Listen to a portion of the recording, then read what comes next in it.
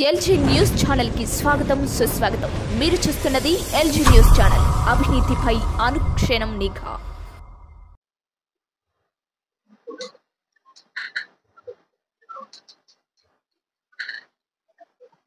ఉంటా 4 సంవత్సరాలుగా లచ్చబండ 90% ఢిల్లీ నుంచి, ఓ 10% హైదరాబాద్ నుంచి. కానీ ఇక్కడ నా సొంత నియోజకవర్గంలో మరి జగన్నాథరెడ్డి పుణ్యం అంట ఎక్కువగా గడిపే అవకాశం ఇవ్వలేదు. ఐఎమ్ వెరీ హ్యాపీ ఇక్కడి నుంచి లచ్చబండలో పాల్గొనగలగటం. ఇవాళ నేను చెప్పాలనుకున్నది, నిన్న ఒక అద్భుతమైన ప్రహసనం కడపలో చూసాం.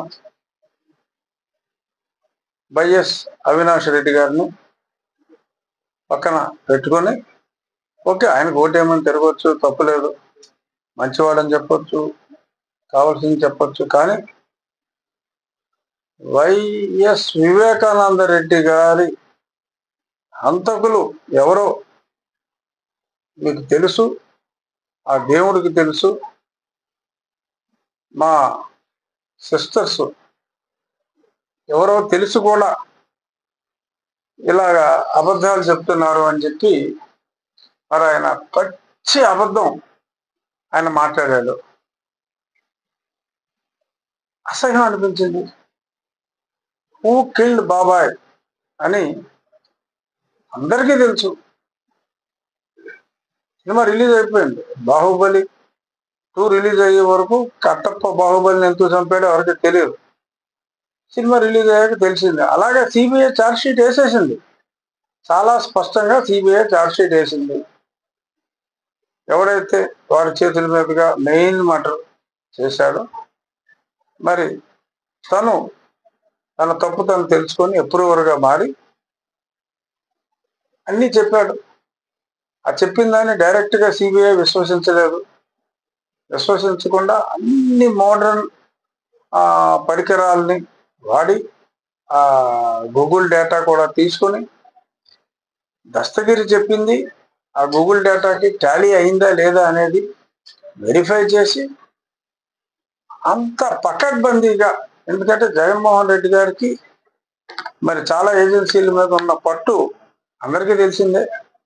మరి అంత స్పష్టంగా అతనికి పట్టు ఉన్నప్పటికీ కూడా సిబిఐ అంత క్లియర్గా ఛార్జ్షీట్ వేసింది.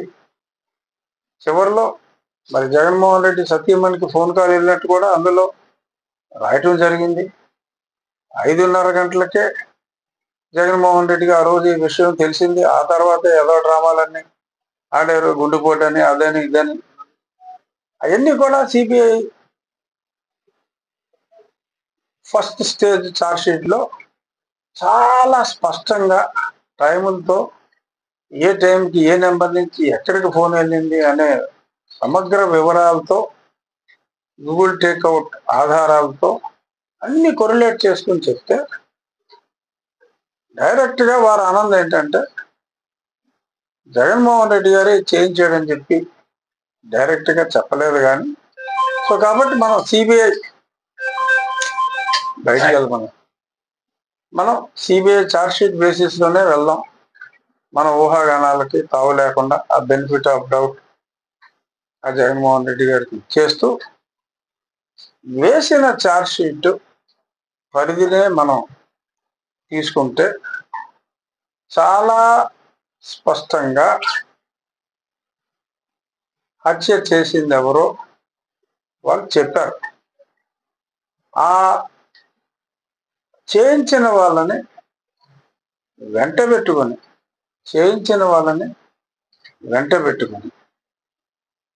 నిస్సిగ్గుగా భగవంతుడిని కూడా ఇందులో ఒక పాత్రధారణ చేస్తూ నంగనాచిగా మాట్లాడుతూ ఎవరు చంపారో ఆ పైన భగవంతుడు తెలుసు, కడప ప్రజలకు తెలుసు అన్నాడు ఆయన. అదొకటి నిజం. భగవంతుడికి తెలుసు, కడప ప్రజలందరికీ కూడా తెలుసు. ఎవరు చంపారో, మళ్ళీ అక్కడికి వారి సహోదరులు సోదరిమణులు ఇద్దరిని కూడా అలా మాట్లాడటం, మరి ఆ తీరుని డాక్టర్ సునీత నిన్ననే ఇమ్మీడియట్గా చాలా తీవ్రంగా ఖండించింది. పడరాని పాటలు పాపం ఆ అమ్మాయి పడతాంది. ఈ కేసుని ఎలాగైనా సరే తన తండ్రిని చంపిన వారిని నడి బజారుకి ఈడ్చాలి, ఈ నిజం తెలియాలి అని ఆ స్త్రీ పడుతున్న తపన, ఆమె చేస్తున్న సాహసం యావత్ తెలుగు ప్రజలందరూ కూడా ఆమె ధైర్యాన్ని మెచ్చుకుంటున్నారు. ఎందుకంటే నేను గతంలో ఇతను బెయిల్ రద్దు చేయాలంటే నన్ను చంపినంత పని చేశాడు. ఆల్మోస్ట్ చావలసిన దాకా వెళ్ళి నేను బయటపడ్డాను. అలాగా అందరినీ ఇంతలా భయపెట్టి వాళ్ళని కూడా భయపెట్టి ఇవన్నీ చేశాడు. తను ఒక చక్కటి ప్రశ్న వేసింది, ఎందుకు నీ చిన్నాన్నని చంపినప్పుడు సిబిఐ ఎంక్వైరీ అడిగి ఆ తరువాత నువ్వు ముఖ్యమంత్రి అయిన వెంటనే ఆ కేసు విత్డ్రా చేసుకున్నావు? నిన్ను నిందితుడు అని వాళ్ళు చెప్పేస్తారు అని భయపడి సిబిఐకి ఈ కేసు ఇవ్వద్దు అని చెప్పి నువ్వు అన్నావా అని చెప్పి, ఇటువంటి పార్టీకి ఓటు వేయొద్దు ఎట్టి పరిస్థితుల్లోనూ అని చెప్పి మరి చాలా స్పష్టంగా కూడా తను చెప్పింది. 2019లో నీ బాబాయిని అంటే నా తండ్రిని చంపి ఆ ఎన్నికల్లో ఆ శవాన్ని అడ్డం పెట్టుకుని నువ్వు నెగ్గావు. మళ్ళీ ఆ కేసు అపరిష్కృతంగా ఉంచి మళ్ళీ అదే బాబాయిని ఆఖరికి తిను భర్త హత్య చేశారు అన్నట్టుగా అర్థం తీసుకొస్తూ మరి ఇన్ని మాటలు నువ్వు మాట్లాడి మళ్ళీ అదే శవం మీద రాజకీయ లబ్ధి పొందాలని చెప్పి నువ్వు చూస్తున్నావు, సిగ్గులేదా అని చెప్పి అమ్మాయి ప్రశ్నించిన తీరు అత్యంత ముదావహం. మగువలు తను చూసి గర్వపడాలి, సునీతను చూసి గర్వపడాలి. ఇటువంటి బ్రహ్మ రాక్షసుని రాజకీయంగా నేను అతను చేస్తున్న తప్పుల్ని ముందు నుంచి కూడా ఎదిరిస్తున్నా, ప్రజలకు నిజాలు చెప్తున్నా. అలాగే తన తండ్రి హత్య విషయంలో మరి అంత దారుణంగా వ్యవహరించి షాక్ చెందుతాను. నాకు చాలా చక్కటి పరిచయం, నాకు బాగా తెలుసు సునీత. ఆమె భర్త రాజశేఖర్, నేను మంచి స్నేహితులు. మరి షాక్ తిని కొన్ని నిజాలు తెలుసుకున్న తర్వాత ఇది ప్రజలందరికీ ఈ నిజం తెలియాలి అని చెప్పి సిబిఐని హైకోర్టుకి వెళ్ళి సిబిఐకి ఆ కేసు వచ్చేలాగా చేసి ఇవన్నీ చేశారు. హూ కిల్డ్ బాబాయ్ గురించి మాట్లాడాను కాక, హూ సేవ్డ్ అబ్బాయి. అబ్బాయి అంటే ఇక్కడ అవినాష్ రెడ్డి. అవినాష్ రెడ్డి అరెస్ట్ కాల, వారి తండ్రి గారు అరెస్ట్ అయ్యారు, శివశంకర్ రెడ్డి గారు అరెస్ట్ అయ్యారు, ఇంకా చాలా మంది అరెస్ట్ అయ్యారు. కానీ అదే ఛార్జ్ షీట్లో ఏ అభియోగాలు అయితే మరి వీరి మీద ఉన్నాయో అదే అభియోగాలు అవినాష్ రెడ్డి గారి మీద ఉన్నాయి. కానీ అవినాష్ రెడ్డి గారు అరెస్ట్ కాల. Same charges. ఎందుకు అంటే సిబిఐ వాళ్ళు అరెస్ట్ చేయడానికి వచ్చారు, లోకల్ పోలీస్ సహాయ నిరాకరణ చేశారు. అంటే అంత పోలీస్ సహాయ నిరాకరణ. హూ సేవ్డ్ అబ్బాయి అంటే మరి అబ్బాయి బ్రదర్ ఇంకో అబ్బాయే. ఎందుకంటే లోకల్ పోలీస్ ఢిల్లీ కంట్రోల్లో ఉండదు కదా, సో చాలా మంది ఢిల్లీని కూడా ఆడిపోసుకుంటారు. తప్పది. లోకల్ పోలీస్, జగన్మోహన్ రెడ్డి కంట్రోల్లో ఉన్న లోకల్ పోలీస్, అప్పుడు ఎస్పీ ఫకీరప్ప గారు ఎవరో, ఇఫ్ ఐఎమ్ నాట్ రాంగ్ అదే అనుకుంటున్నాను. మరి వాళ్ళు అమ్మమ్మమ్మో లా అండ్ ఆర్డర్ ప్రాబ్లం వస్తుందని చెప్పి జరుగుతున్నదంతా డ్రామా స్పష్టంగా తెలుస్తోంది. ఒంట్లో బాగోపోతే ప్రాణాల పరిస్థితుల్లో ఉంటే ఎవరైనా తలపోటు వస్తేనే హైదరాబాద్ అపోలోకి వెళ్తున్నారా, కర్నూలు హాస్పిటల్లో పెడతారా? ఏదో స్టంట్ వేశారన్నారు, వేశారో లేదో తెలియదు.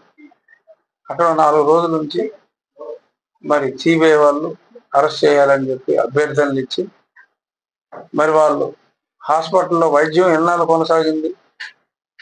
కొనసాగిందంటే ఆయనకి హైకోర్టులో బెయిల్ వచ్చేదాకా, నో కోర్స్ స్టెప్స్ అని ఒక ఆర్డర్ వచ్చేదాకా ఈ హాస్పిటల్ డ్రామా జరుగుతూ ఉంది. ఎప్పుడైతే అక్కడ బెయిల్ వచ్చిందో ఈవిడికి ఆరోగ్యం, అవినాష్ రెడ్డి గారి తల్లి గారికి ఆరోగ్యం కుదిరిపడింది, చక్కగా చెల్లిపోయారు. సో ఇదంతా మన కళ్ళెదురకుండా చూసాం. ఈ డ్రామా వెనుక ఉన్నది అబ్బాయి కజిన్ బ్రదర్ అయిన ముఖ్యమంత్రి. సో కిల్ చేసింది మరి ఈయన కనుసన్నల్లో జరిగిందా, ఈయనకి తెలియకుండా జరిగితే సేవ్ చేస్తాడంటే మరి చంపిన వెంటనే ఈయనకి చెప్పిన మాట వాస్తవం. సో కాబట్టి సంబంధం లేకుండా ఉండదు. మరి దేవుణ్ణి కూడా ఇందులోకి తీసుకొచ్చి దేవుడికి తెలుసు అని నిజం చెప్పినప్పటికీ కూడా ఆయన చెప్పింది మేమిద్దరం అమాయకులం అని ఇంకా ప్రజల్లో తిరిగి ఆయన చెప్పగలుగుతున్నాడంటే గ్రేట్. ఒక అబద్ధాన్ని నిజంగా అది నిజమని తను నమ్మి మరి ప్రజలందరినీ కూడా నమ్మించే ప్రయత్నం చేస్తున్న ఈ వ్యక్తి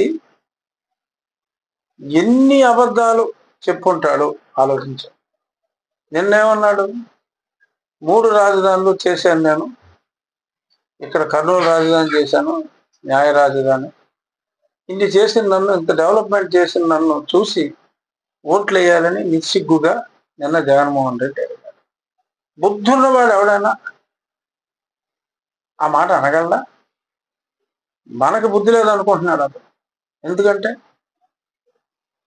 సుప్రీంకోర్టులో కూడా నేను ఇచ్చిన జీవోని విత్డ్రా చేసుకున్నాను, సో కాబట్టి హైకోర్టు ఇచ్చిన ఆర్డర్ని మీరు కొట్టేయండి అని చెప్పి అడిగినప్పటికీ కూడా కొట్టేలా, హైకోర్టు కొట్టేయలేదు, దాని మీద అప్పీల్కి వెళ్ళిన సుప్రీంకోర్టులోనూ కొట్టేయలేదు. అసలు న్యాయ రాజధాని ఏంటంటే అంత ఉంటుందే నాన్ సెన్స్. అసలు మీ పర్మిషన్ లేకుండా నేను న్యాయ రాజధాని అని ఎలా అంటాను అని చెప్పి మరి సుప్రీంకోర్టులో అఫిడవిట్ ఇచ్చారు. ముకుల్ రోహతగి గారు చెప్పాడు కోర్టులో. మరి ఇన్ని మాటలు అక్కడ చెప్పి ఆ ఉన్న అమరావతిని సర్వనాశనం చేసి ఈ దుర్మార్గుడు అనుచరులు అక్కడ రోడ్లు కూడా తవ్వుకుని పట్టుకుపోయి మట్టిగా రాళ్ళుగా సెగ్రిగేట్ చేసి పట్టుకుపోయిన ఈ పనికిమాలిన వెధవలు ఉన్న రాజధానిని పాడు చేసిన వాళ్ళు నేను 3 రాజధానులు కట్టానని చెప్పి అక్కడ పచ్చి అబద్ధాలు ఆడుతున్నారు. 99% హామీలు నెరవేర్చానని చెప్పి ఇంకో దారుణమైన అబద్ధం, మద్య నిషేధం అన్నాడు.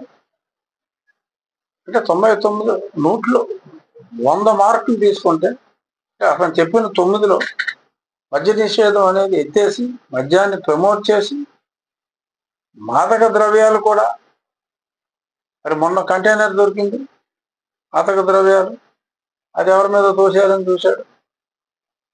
ఉత్తమంగా అది వాళ్ళదే. ఇంతకుముందు ఒక కంటైనర్ దొరికింది యాసిడ్ ట్రేడింగ్ అని, ఆ కేసు ఏమైందో ఐసా పైసా అదా పదా లేదు. ఇలాగా గంజాయిని పండిస్తూ మాదక ద్రవ్యాలని విచ్చలవిడిగా ఆంధ్రప్రదేశ్ రాజధానిగా భారతదేశం అంతా కూడా సప్లై చేస్తూ యువతని స్కూల్లో చదువుకుంటున్న బాలుళ్ళకు కూడా ఐస్ క్రీమ్ లాట్లో కలిపి అమ్ముతూ ఉంటారు, ఆ చాక్లెట్లు అమ్ముతారు, అయ్యే తింటారు. సో ఈ రకంగా యువతని ఆ చెత్త లిక్కర్ ద్వారా ప్రజల్ని, మగవాళ్ళకి మాంగళ్యాన్ని దూరం చేసి ఇంత హెరాస్మెంట్ చేసి 99% హామీలు నెరవేర్చానని చెప్పి మరి అతను అంత ధైర్యంగా చెప్తున్నాడు, ప్రజలు అర్థం చేసుకోవాలి. కానీ నిన్న మొన్న అతను సభలు చూసాం, అట్టర్ ఫ్లాప్. సగం మంది కూడా లేరు. నిన్న 1,50,000 మంది అనుకుంటే 30,000 మంది వచ్చారు. వాళ్ళు కూడా పూర్తిగా లేరు, వెళ్ళిపోయారు. ఎందుకంటే డ్వాక్రా వాళ్ళని వీళ్ళని బలవంతంగా తీసుకొస్తూ ఇప్పుడు రారాలు కుదరట్లా, డబ్బులు ఇచ్చినా రాట్లా. ఆ పక్కనే మరి చంద్రబాబు నాయుడు గారు అదే రాయలసీమలో మరి ఆయన తిరుగుతున్నారు, ఆయనకి విపరీతంగా జనం వస్తున్నారు. అంటే ప్రజలు విశ్వసించట్లేదు. కానీ పచ్చి అబద్ధాలు చెప్పే ఆ ప్రయత్నాన్ని ప్రజలందరూ కూడా అప్రమత్తతగా అబ్జర్వ్ చేయాలి. రాష్ట్రం మారాలి, అభివృద్ధి దిశగా ముందుకెళ్ళాలి అని కేవలం అభివృద్ధి ధ్యేయంతో కేంద్రంలో ఉన్న భారతీయ జనతా పార్టీ అస్తవ్యస్తం అయిపోయిన ఈ రాష్ట్రానికి ఆ సపోర్ట్ అవసరం అనే ఒక లక్ష్యంతో మరి వారిని కూడా కలుపుకొని, సరే ఈయన ఆయన్ని అడిగాడా, ఆయన ఈయన్ని అడిగాడా అనేది అప్రస్తుతం. కానీ మ్యూచువల్గా మాట్లాడుకుంటేనే చెయ్యి కలిస్తేనే తప్పట్లే. సో కలిశారు. రాష్ట్రం బాగు కోసం రాజకీయంగా ఇబ్బందులు ఉన్నప్పటికీ కూడా ఆయన ముందుకెళ్ళారు. సరే, ముందుకెళ్ళినందువల్ల ప్రస్తుతానికి నేను నష్టపోయినట్టుగా నేను భావించవచ్చు, చాలా మంది ప్రజలు భావిస్తున్నారు. కానీ సమాజ శ్రేయస్సు కోసం వాళ్ళు ముందుకెళ్ళారు. కళ్యాణ్ గారు, ముగ్గురు కలిసి ఆ కూటమిని డెఫినెట్గా రాష్ట్ర అభివృద్ధి కోసం ఏర్పడిన ఈ కూటమిని బలపరచాలి. బట్ కొంతమంది క్యాండిడేట్ల సెలక్షన్, అసెంబ్లీలు కావచ్చు, ఇది చూసినప్పుడు కొందరికి కొన్ని అనుమానాలు రావటం సహజం. కానీ మరి ఇక్కడి నుంచి వెళ్ళిన రిపోర్టులు బేస్ చేసుకుని అక్కడికి పంపితే వాళ్ళు బహుశా టిక్ పెట్టి ఉండొచ్చు. ఎందుకంటే నాకు ఎంతవరకు నిజమో తెలియదు. అనపర్తిలో ఒక ఎమ్మెల్యే క్యాండిడేట్ గారికి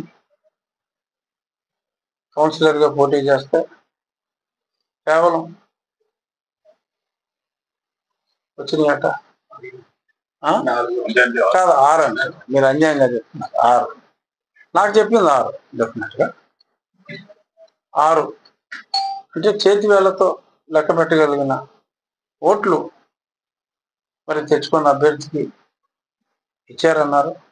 సో మరి ఇటువంటి అబరేషన్స్ని, ఎందుకంటే కూటమి లక్ష్యం అత్యధిక స్థానాలు తెచ్చుకోవాలి, ప్రత్యర్థిని తక్కువ అంచనా వేయటానికి వీల్లేదు. ప్రత్యర్థి ఎంత దుర్మార్గుడు అయినప్పటికీ కూడా దుర్మార్గులను లైక్ చేసే వాళ్ళు కూడా ఉంటారు. రాముడికి ఎంతమంది ఫ్యాన్స్ ఉన్నారో రావణాసురుడికి అంతమంది ఫ్యాన్స్ ఉన్నారు. అలా దుర్మార్గులను కూడా అభిమానించే వాళ్ళు ఉన్నారు. సో ఇటువంటి చారిత్రక తప్పిదాలు 1-6 ఉంటే ఏదైనా ఎమ్మెల్యే ఎంపీ సీట్లలో సరిదిద్దుకుంటే ఇంకా ఎక్కువ స్థానాలతో జగన్మోహన్ రెడ్డిని విజయానికి అత్యంత దూరంలో ఉంచే అవకాశం ఉంటుంది. లేదు అతను విజయానికి చేరువలో ఉంటే అతనుకున్న అర్ధబలం అంటే క్యాష్, డబ్బే, అతనుకున్న అర్ధబలం నేరో మెజారిటీలు ఉంటే సరిపోవు. సో అంచేత అభ్యర్థుల సెలక్షన్ విషయంలో ఏదైనా అబరేషన్ ఉంటే చాలా సమయం ఉంది కాబట్టి సర్దుకుంటే బాగుంటుంది అనేది నా భావన. నాకైతే తప్పకుండా న్యాయం జరుగుతుంది, నేను పోటీలో ఉంటా, అంతవరకు నాకు నమ్మకం ఉంది.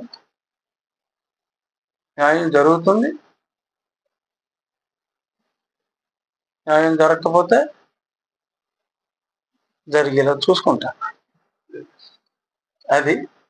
సో అంచేత కేవలం నేను జగన్మోహన్ రెడ్డి గారు చెప్తున్న అబద్ధాలు, చేస్తున్న దారుణాలు జస్ట్ ఒక గ్లాన్స్గా అందివ్వాలని ఈ దుర్మార్గుణ్ణి మనం దూరంగా పెట్టవలసిన అవసరం ఉంది. అలాగే సన్మార్గుడైన అడ్మినిస్ట్రేటర్ అయిన చంద్రబాబు నాయుడు గారిని, కళ్యాణ్ గారిని వారికి కేటాయించబడిన సీట్లు, వారు తీసుకున్న సీట్లు వారికి కేటాయించబడింది అని చెప్పి నేను మిస్టేక్ అన్నాను. ఎందుకంటే నాది ఎవడో కేటాయించాడు కాబట్టి ఆ ఫ్లోలో అలా అనేసా. వారు ఉంచుకున్న సీట్లు అన్నీ కూడా వారు అత్యధిక మెజారిటీతో గెలిపించవలసిన బాధ్యత మనందరి మీద ఉందని సవినయంగా తెలియచేస్తూ, ఇంతమంది మీడియా మిత్రులు ఉన్నారు, మీరు నోట్ క్వశ్చన్ అడగండి, నేను చెప్తాను. ఇప్పుడు మీరు సర్వే చేస్తున్నారు సార్. మీరు రాష్ట్రంలో లాస్ట్ టైం ఎలక్షన్ కానీ బిఫోర్ ఎలక్షన్ కానీ మీరే సర్వే చేశారు. 4 రకాల సర్వేలు తీయించారు. ఈసారి ఇప్పుడు ఏమన్నా సర్వేలు మొదలు పెట్టించారు సార్? ఇప్పుడు అంటే ఈ మొదలు అయినాయి సర్వేలు. అంటే భారతీయ జనతా పార్టీతో పొత్తు అయిన తర్వాత, మోడీ గారు సూపర్ సక్సెస్ఫుల్ సభ అయిన తర్వాత, అలాగే నన్ను ఏమని చెప్పాలి, మధ్యలో ఏర్పడితే ఎలా అంటాం కదా, అలా కొట్టేసిన తర్వాత సర్వే మొదలుపెట్టా. రిజల్ట్ రావాలంటే 1 వారం పడుతుంది. అనుకూలంగా ఉంటే చెప్తా, అనుకూలంగానే ఉంటుంది, అందులో ఏం డౌట్ లేదు. వాడో రఘుని మధ్యలో పడ్డేలాగా తీసేసినంత మాత్రాన ప్రమాదం ఉంటుందని నేనైతే అనుకోవట్లా. బట్ ఏదైనా చూస్తేనే కదా మనకు తెలిసేది. డెఫినెట్గా ఖచ్చితంగా చంద్రబాబు నాయుడు గారు ముఖ్యమంత్రి అవుతారు, అంతవరకు నాకు సందేహం లేదు. గతంలో 135 అనుకున్నాం, అది 150 అయినా కావచ్చు, లేదంటే 120 అవ్వచ్చు, 15 ప్లస్ ఆర్ మైనస్ తప్ప అంతకంటే పెద్దగా తేడా ఉండకూడదు అని నా భావన. ముఖ్యమంత్రిగా అయితే చంద్రబాబు నాయుడు గారు ఖచ్చితంగా ఉంటారని ఊరికే మాట వరుసగా బలగుర్తి చెప్పడం కాదు, బలగుర్తి చెప్తాను. మీరు వైఎస్ఆర్సీపీకి రాజీనామా చేసిన తర్వాత మీరు ఏ కండువాన్ని వెంటనే వేసుకోకపోవడం వల్ల మీకు అన్యాయం జరిగిందని మీ అభిమానులు, మీ ఓటర్లు, ప్రజలు అందరూ అభిప్రాయపడుతున్నారు. నీ ప్రశ్నకి నిజం చెప్పమంటావా అబద్ధం చెప్పమంటావా మహారాజా అని ఎన్టీ రామారావు అడుగుతాడు పాతాలు పోయాడు. అలా అడుగుతున్నా, నిజమే చెప్పబోయ్ అంటాడు ఆయన, సిఎస్ఆర్ గారు. నువ్వు అలా అంటావా? నిజం చెప్పాలంటే నాకు ఎవరో కండు వేయలే, ఆడేస్తాను నీడు ఈడేస్తా అన్నాడు చెప్పారు. సో కండువా లేకుండా స్వచ్ఛమైన శ్వేత వస్త్రంతో ఉన్నా, ఎవరేస్తే వాళ్ళతో ఎంచుకుంటాను రెడీగా ఉంటాను. కానీ అక్కడ ఫోటో చూడండి, అక్కడ ఫోటో గతంలో ఎవరో పెయింటింగ్ వేసి ఇచ్చారు నాకు. గతంలో నేను పసుపు కండువా వేసుకున్నా, నిన్న మొన్న ఎవరో తీసుకొచ్చి ఇచ్చారు, అది దాని కూడా తీయండి ఫోటో కావాలి. నరసాపురం పార్లమెంట్ నుంచి నా మనసులో పసుపు ఉందని అర్థం చేసుకోవాలి. నరసాపురం పార్లమెంట్ నుంచి మీరు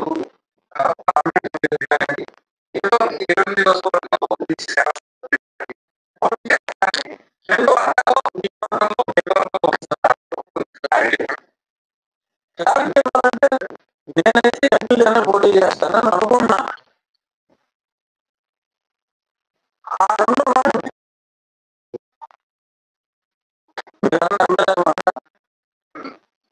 ఎమ్మెల్యే ఈ నియోజకవర్గం నుంచి రాష్ట్రాలకు ఎక్కడి నుంచి